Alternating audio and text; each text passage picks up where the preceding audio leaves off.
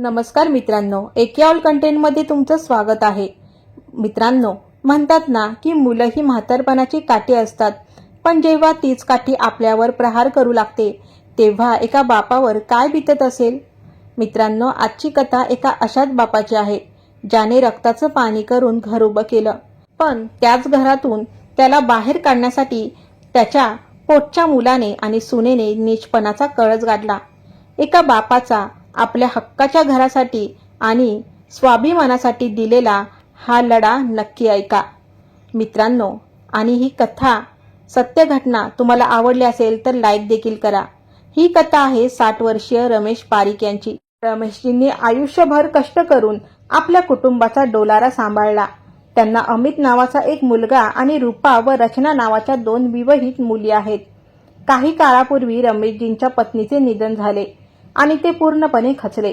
याच काळात अमित आणि त्याची पत्नी ज्योती यांचे डोळे रमेशजींच्या मालमत्तेवर आणि घरावर पडले। त्यांना ते घर स्वतःच्या नावावर हवे होते। त्यासाठी अमित आणि ज्योतीने रमेशजींचा छळ सुरू केला। सुनेने साध्या चहासाठी दूध देण्यासही नकार दिला। परिस्थिती इतकी भीषण झाली की ज्या घरात रमेशजींनी आयुष्य काढलं त्याच घरातून त्यांना बाहेर काढून रात्री बागेतील एका बाकड्यावर झोपावे लागले।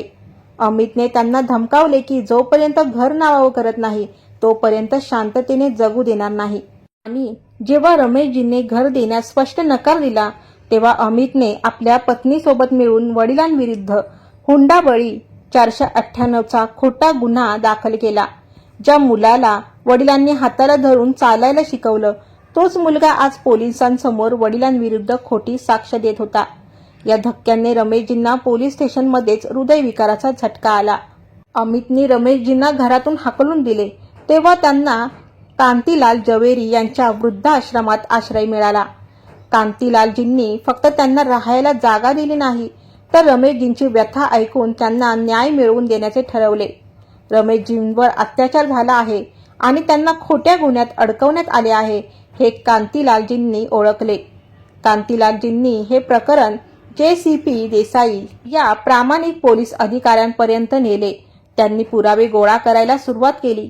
सर्वात महत्त्वाचा पुरावा तेव्हा समोर आला जेव्हा खुद्द सुनेच्या म्हणजे ज्योतीच्या आईनेच पोलिसांना सांगितले की रमेशजी हे खूप नेक माणूस आहेत। त्यांनी कधीच हुंडा मागितला नाही। माझ्या मुलीने आणि जावयाने केवळ घरासाठीच हे नाटक रचले आहे। शेजाऱ्यांनी ही साक्ष दिली की रमेशजींना घराबाहेर बाकड्यावर झोपावे लागत होते। कांतीलालजींच्या या पाठपुराव्यामुळे रमेशजींवरील खोटा गुन्हा रद्द करण्यात आला। जेव्हा अमित आणि ज्योतीला समजले की आता आपण वाचू शकणार नाही तेव्हा ते पळून गेले, पण अखेर पोलिसांनी त्यांना पकडले। कायद्याच्या कचाट्यात सापडल्यानंतर त्यांनी रमेशजींचे पाय धरले आणि माफी मागितली, पण एका दयाळू बापाने त्यांना जेलमध्ये जाण्यापासून वाचवले आणि केस मागे घेतली।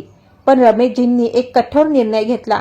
त्यांनी अमितला सांगितले की मी तुला मुलगा म्हणून माफ करतो, पण यापुढे तू या घरात राहू शकणार नाहीस।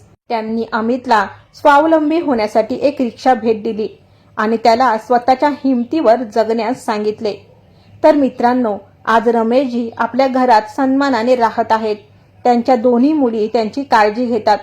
रमेशजींनी आपले घर आपल्या नातीच्या राशीच्या नावावर करण्याचा निर्णय घेतला आहे।